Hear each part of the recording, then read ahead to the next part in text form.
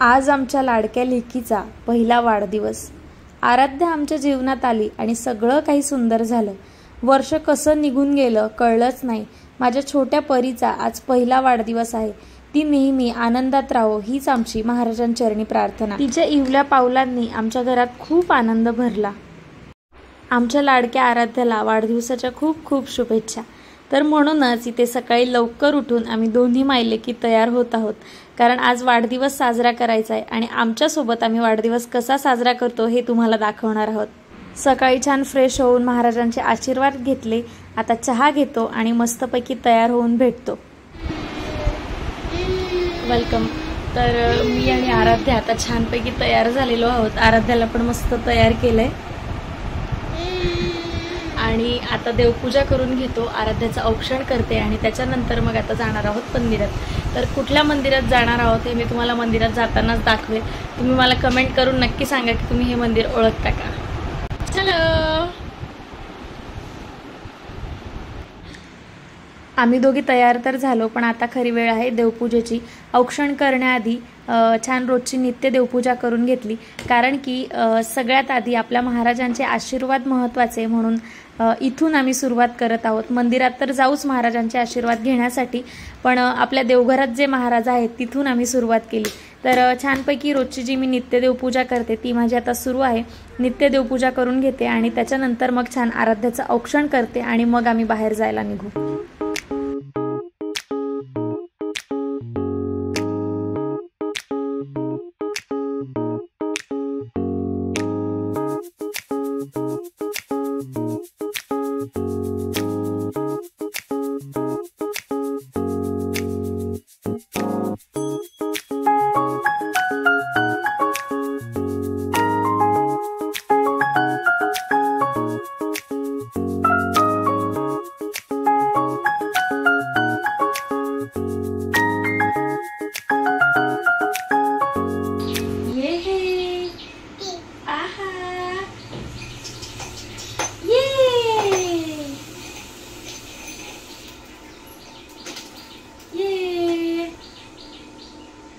इकडे बघ, तांदूळ कोण खात आहे?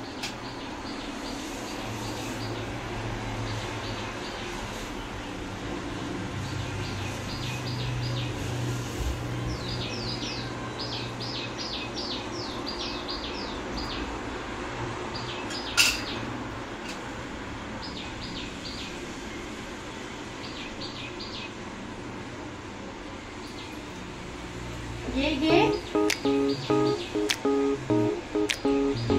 ओहो, हाँ इकडे बघा। अरे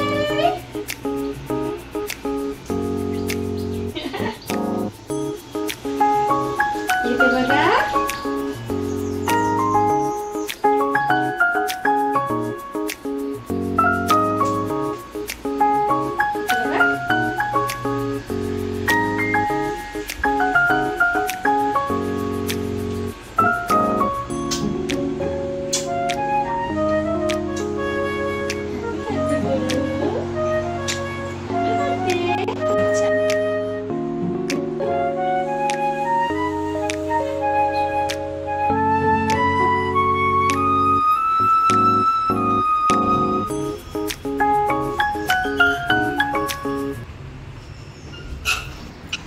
फायनली सगळं आटोपून आता आम्ही मंदिरात जाण्यासाठी निघालो आहोत। लवकर निघू करत करत तरी उशीर झालाच आहे।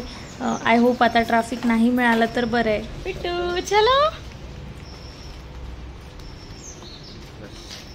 कुठे चालली आराध्या? आराध्या आपण कुठे चाललो? जय जय करायला बाप्पाकडे। बाप्पाकडे जायचंय ना, बोलो टाटांना। चलो चलो चलो चलो चलो, हाय करून दे। हाय नाही करत।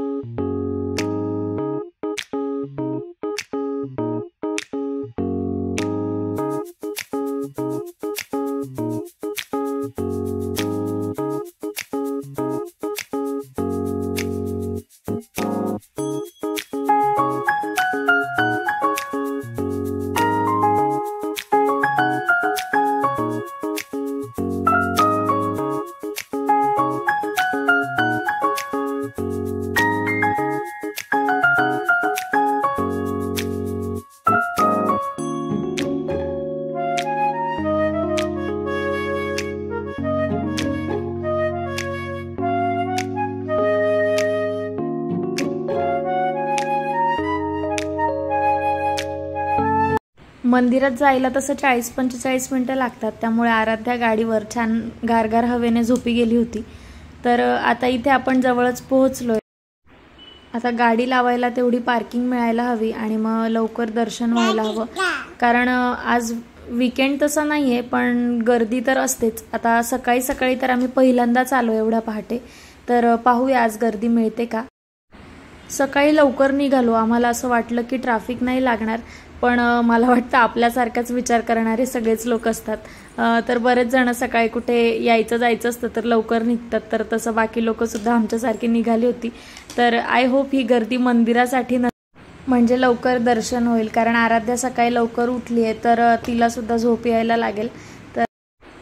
तर मंदिराच्या आम्ही अगदी जवळ पोहोचलोय. तर तुम्हाला रस्त्यावरूनच गाडीवरून का होईना बाप्पांचं दर्शन घडवण्याचा प्रयत्न करते, कारण की मध्ये फोटोग्राफी अलाउड नाही आहे, त्याच्यामुळे एखादा शॉट मिळेल की नाही माहिती नाही. त्याच्यामुळे जर बाहेरूनच दर्शन घडवता आलं तर ते बघूया आपण. तर इथे मंदिराच्या जवळ आम्ही पोहोचलोय. तर हे पुण्यातील पेठेतील अगदी प्रसिद्ध असं गणपती मंदिर आहे, जे की दगडूशेठ गणपती मंदिर या नावाने ओळखलं जातं. हे गणपती बाप्पांचं मंदिर आहे. माझ्या आधीच्या सुद्धा बऱ्याच व्लॉग्समध्ये तुम्ही हे मंदिर पाहिलं असेल. तर आराध्याच्या वाढदिवसानिमित्त आम्ही इथे बाप्पांचं दर्शन घ्यायला आलेलो आहोत, कारण जेव्हापासून आराध्या पोटात होती आम्ही बाप्पांचं दर्शन घ्यायला नेहमी येतो. म्हणून आम्ही ठरवलं होतं की आराध्याच्या वाढदिवसाच्या दिवशी गाडी पार्क केली आणि आता निघालोय बाप्पांच्या दर्शनासाठी.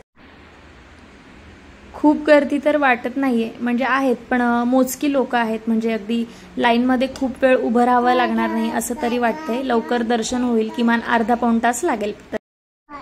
आता आम्ही जिथून चाललोय तो आहे मंदिराचा बाहेरचा परिसर, म्हणजे साईडची आणि मागची बाजू. तर इथे अशापैकी फुलांची, पेढ्यांची आणि पूजेसाठी जे साहित्य लागतं त्या पूजा साहित्यांची दुकानं आहेत. त्याचबरोबर आपल्या देवांच्या ज्या मूर्ती असतात किंवा बाप्पांच्या ज्या फ्रेम आहेत त्यांची दुकानं आहेत. तर इथून आहे ना मंदिरात जाण्यासाठीची लाईन सुरू होते. तर चला आपण सुद्धा जाऊया गणपती बाप्पांच्या दर्शनासाठी. दर्शनाला जाण्यापूर्वी आता आपण मोदक घेऊया गणपती बाप्पांसाठी. त्याचबरोबर त्यांना जे आवडतं प्रिय असं जास्वंदाचं फूल आणि दुर्वाची जोडी सुद्धा आज जाताना घेऊन जाऊया.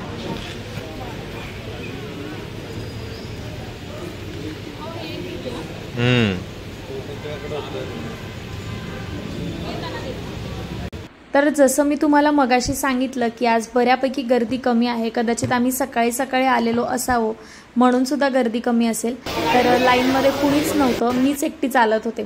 तर आतमध्ये गेल्यावर काही लोक होते, पण दर्शन आमचं आरामाने झालं. तर शक्य झाल्यास तुम्हाला सुद्धा बाप्पांची मूर्ती जवळून दाखवण्याचा प्रयत्न करते. तर मंदिराच्या अगदी समोर तर फोटोग्राफी करायला अलाउड नाहीये. तर इथून आम्ही आता मंदिराच्या वरती जातोय, म्हणजे मंदिराचा जो गाभाऱ्याचा भाग असतो ना, तर तिथे त्यांनी अशा प्रकारच्या पायऱ्या बनवल्या आहेत जेणेकरून गाभाऱ्याच्या वरती जाता येतं आणि तिथून सुद्धा बाप्पांचं दर्शन घेता येतं. तर इथून तुम्ही बाप्पांचं छान असं दर्शन घ्या. तर आशा करते बाप्पा माझ्यासकट तुमचे सुद्धा विघ्न दूर करत आणि तुमच्या आयुष्यात सुद्धा खूप आनंद आणि भरभराटी येऊ देत, हीच बाप्पांच्या चरणी प्रार्थना. सकाळी लवकर आल्यामुळे गणपती बाप्पांचं खूप छान दर्शन झालं. तर तुम्ही सुद्धा पुण्यात राहत असाल आणि एरवी जर येत असाल आणि गर्दीमुळे तुमचं दर्शन व्यवस्थित होत नसेल, तर तुम्ही दगडूशेठ बाप्पांच्या इथे सकाळी येण्याचा प्रयत्न करा, जेणेकरून खूप खूप छान दर्शन होतं. तर गणपती बाप्पांच्या मंदिरातच इथे महादेवांची सुद्धा पिंड आहे. तर तिथे महादेवाच्या मंदिरात आता आपण जाऊया आणि महादेवांचं सुद्धा दर्शन घेऊया.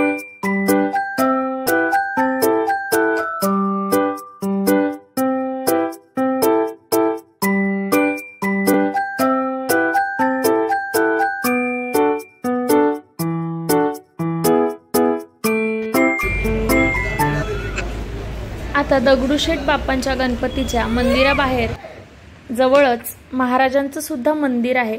तर हे तुम्हाला माहीत नसेल तर हे गणपती बाप्पांच्या मंदिराच्या मागच्या बाजूला आहे. खूप सुंदर असं दगडी बांधकामातील हे महाराजांचं मंदिर आहे, श्री स्वामी समर्थ महाराजांचं. तर इथे सुद्धा गणपती बाप्पांच्या मंदिरात आल्यानंतर आम्ही आवर्जून या मंदिरात येतो. महाराजांचं सुद्धा खूप छान दर्शन घडतं. जर तुम्हाला हे मंदिर माहिती नसेल तर जिथे गणपती बाप्पांच्या मंदिराच्या इथे चप्पल स्टँड आहे त्याच्या मागच्या बाजूला हे मंदिर आहे. तुम्ही सुद्धा आवर्जून महाराजांचं दर्शन.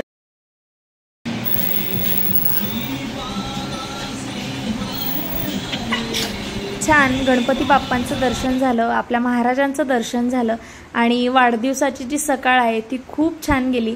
तर इथून आता आम्ही दर्शन घेतल्यानंतर परत घरच्या प्रवासाला सुरुवात करत आहोत आणि घरी गेल्यानंतर वाढदिवस कशा प्रकारे साजरा करतो ते बघण्यासाठी व्हिडिओ शेवटपर्यंत नक्की बघा।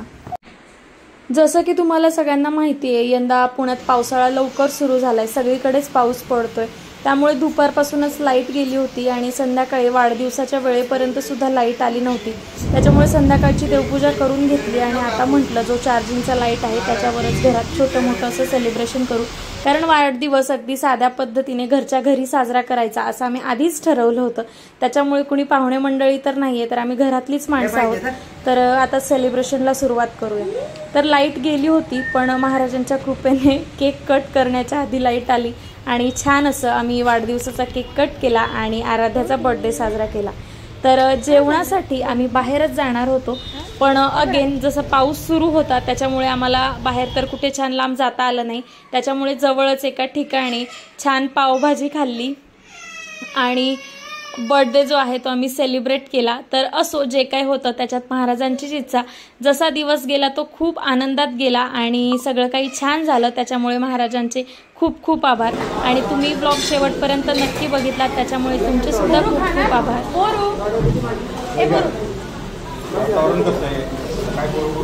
माझ्या ऑर्डर दिलं का?